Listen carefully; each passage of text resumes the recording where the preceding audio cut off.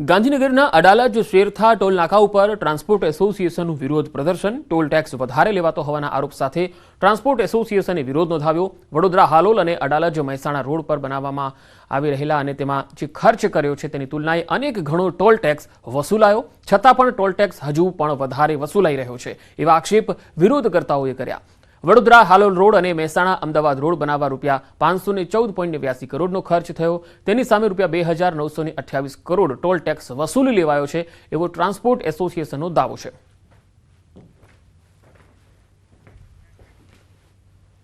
Ahmedabad civil હોસ્પિટલના ambulance ડ્રાઈવરોનો વિરોધ। 20 વર્ષથી નોકરી કરતા ડ્રાઈવરોને છૂટા કરવાના નિર્ણય સામે રોષ જોવા મળ્યો। 45 થી 50 વર્ષની ઉંમરે કોણ નોકરી આપશે તેવી ડ્રાઈવરોની ચિંતા છે। દર મહિને મળતું 5000નું એલાઉન્સ પણ બંધ કરી દેવામાં આવ્યું હોવાની રજૂઆત છે। 2 મહિના પછી કાઢી મૂકશે તો પરિવાર બાળકોના ભવિષ્યનું શું થશે તેવી ડ્રાઈવરોને ચિંતા છે। क्या मतलब ये पैसा बंद कर दीधा है, ये हमारी मांग ये है कि चालू तात्कालिक कर दे, ये हमारी मांग है। અને પેશન્ટ મેડા સિટી જે હોસ્પિટલ છે બનાવી છે તો બધા ડ્રાઈવરને છૂટા ના કરે। સાહેબ કે અમારા લોકોનો પગાર ઓછો કરી નાખ્યો 5000 રૂપિયા, રજૂઆત કરવા છતાં પણ ચાલુ કરવાની ના પાડી છે અને એવું કહેવામાં આવે છે કે તમને 2 મહિના પછી છૂટા કરવામાં આવશે। 108ના ખાનગીકરણ લાવવા માગે છે।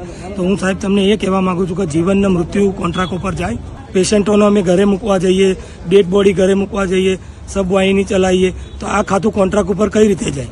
અમારી માંગ એ જ છે કે અમારી નોકરી બચે અને અમારા 5000 રૂપિયા ચાલુ કરે અને અમને સરકારી ધારા ધોરણ મુજબ બીજા બધા લાભ મળે અને અમારો પગાર વધે।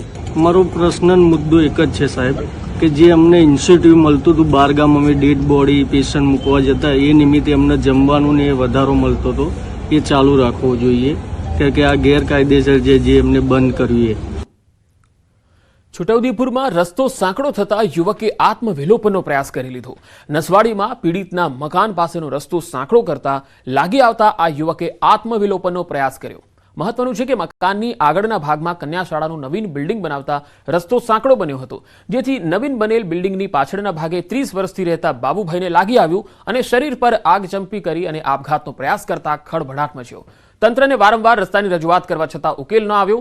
યુવકે એટલા માટે આ પગલું ભરી લીધું। ગંભીર રીતે દાઝી જતા ઈજાગ્રસ્તને સારવાર માટે વડોદરા ખસેડાયો। એ દિવાલ ખરી ને એ દિવાલની જોડેથી જ અમારો રસ્તો નીકળતો હતો, ત્યાં આગળ પાછી પાઇપલાઇનનું ગાયલું તો રસ્તો તો થઈ ગયો અને મેં કીધું અમારા મામલતદાર ને એમને આટલો રસ્તો આપ્યો છે ને એકદમ હકડો કઈ રીતે થઈ ગયો મેં કીધું, અને આજ મેં કીધું દિવાલ તો આવતી નથી પેથી ઘડીએ આ મને ખડક તો પછી અમે બસાયા બિલ્ડિંગથી ઉપરથી નીચે આવ્યા, અમે કેરોસીન નાખેલો પછી જાય આપણે એવું થયેલો સાહેબ। જૂનાગઢના ભવનાથ મંદિરના મહંતને લઈ સતત વિવાદ થઈ રહ્યો છે।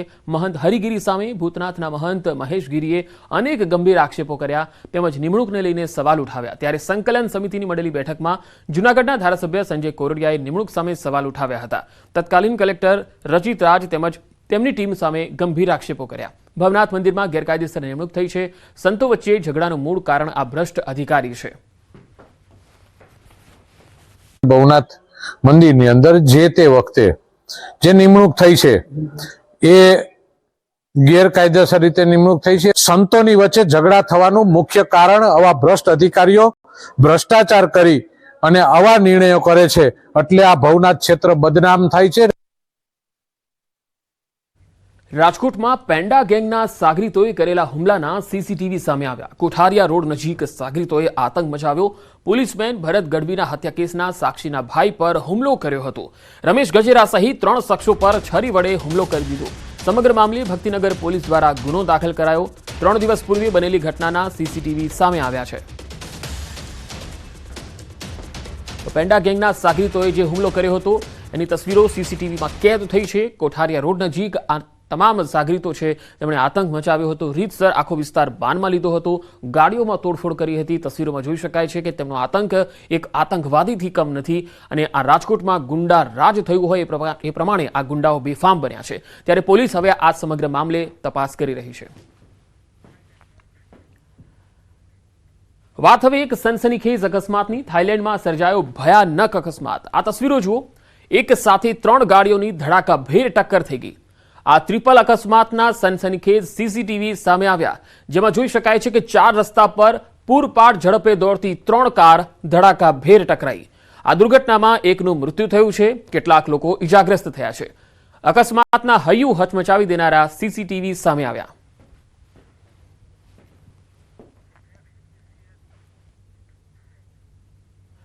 શાળા આરોગ્ય રાષ્ટ્રીય બાળ સ્વાસ્થ્ય કાર્યક્રમ અંતર્ગત પંચમહાલમાં બાળકોનું સ્ક્રીનિંગ કરવામાં આવ્યું. એક વર્ષમાં 3,53,619 બાળકોની આરોગ્યલક્ષી તપાસ થઈ, જેમાં 237 હૃદયરોગ, કિડની બીમારીના કેસ મળ્યા, જ્યારે કેન્સરને લગતી બીમારીના 23 કેસ મળી આવ્યા. આ સાથે અન્ય શારીરિક બીમારીઓના કુલ 58,460 કેસ મળી આવ્યા. આ તમામ બાળકોને નિઃશુલ્ક અને યોગ્ય સારવાર માટે અમદાવાદ ખાતે રિફર કરવામાં આવ્યા, જ્યારે અન્ય બીમારીવાળા બાળકોને ગોધરા સેન્ટર ખાતે સારવાર અર્થે રખાયા છે. તમામ બાળ દર્દીઓની આરબીએસકે ટીમ દ્વારા હોમ વિઝિટ કરવામાં આવી રહી છે. તમામ તાલુકાઓમાં આરબીએસકે મેડિકલ ઓફિસરની મોબાઈલ હેલ્થ ટીમ દ્વારા નવજાત શિશુથી લઈને શાળામાં 18 વર્ષ સુધીના તમામ બાળકોનું વર્ષમાં આંગણવાડીમાં 2 વાર અને શાળામાં 1 વખત 4D સ્ક્રીનિંગ કરવામાં આવે છે. આ સ્ક્રીનિંગ દરમિયાન જે 4Dની ખામી મળી આવેલા બાળકોમાં મુખ્યત્વે જોવા જઈએ તો હૃદયના નવા બાળકો 257 મળેલ છે, કિડનીની તકલીફવાળા 43 બાળકો અને કેન્સરની ખામીવાળા 23 બાળકો નવા સ્ક્રીનિંગ કરેલ છે. આ જે ગંભીર બીમારીવાળા બાળકોને સુપર સ્પેશિયાલિટી સારવાર માટે અમદાવાદ ખાતે રેફરલ કરેલ છે અને એ બાળકોનું ટીમ દ્વારા ઘરે જઈને ફોલોઅપ નિયમિત રીતે લેવામાં આવે છે. પ્રધાનમંત્રી નરેન્દ્ર મોદીએ આગામી વર્ષ 2025 સુધીમાં ટીબી હારેગા દેશ જીતેગા ઝુંબેશ અંતર્ગત ટીબી રોગ નિર્મૂલન કરવા માટે આહવાન કર્યું, જેના ભાગરૂપે એક્સરે વાનને લીલી ઝંડી આપી પ્રસ્થાન કરાવી. આ એક્સરે વાન ભાવનગર જિલ્લાના તમામ તાલુકાઓના ગામોમાં જઈ નિક્ષય શિબિરનું આયોજન કરશે. એક્સરે મોબાઈલ વાન થકી શંકાસ્પદ દર્દીઓ અને છેલ્લા 5 વર્ષમાં દવા લીધેલ ટીબીના દર્દીઓના કુટુંબીજનો, 60 વર્ષથી વધુ વય ધરાવતા લોકો, ડાયાબિટીસ, આલ્કોહોલ તથા તમાકુ સેવન કરતા લોકો જેવા અનેક લોકોમાં ટીબીના શંકાસ્પદ લક્ષણો મુજબ એક્સરે કરીને ટીબીના રોગને અટકાવવાની કામગીરી કરવામાં આવશે. 100 દિવસ ટીબી કેમ્પેઇન થકી ટીબીના તમામ કેસોને વહેલાસર શોધી તેમને સારવાર પર મૂકી સંક્રમણની કડીને તોડી શકાશે. એમાં મુખ્ય આધાર એક્સરે ઉપર છે. દરેક ગામોમાંથી જે લોકોને એક્સરે કરવાના થતા હોય એ લોકોને દવાખાના સુધી આવવું ના પડે એટલા માટે અમે લોકો જિલ્લા વહીવટી તંત્ર હનુમંત હોસ્પિટલના સહયોગથી એક મોબાઈલ એક્સરે મશીન વાન સાથે એમ્બ્યુલન્સ સાથેની વ્યવસ્થા કરી છે, જે પહેલા દિવસે ભાવનગર ખાતે, ત્રાપજ પીએસસી ખાતે અને પછી મહુવા તાલુકાના જુદા જુદા કેન્દ્રો ઉપર જઈને એક્સરેની કામગીરી કરી રહ્યા છે.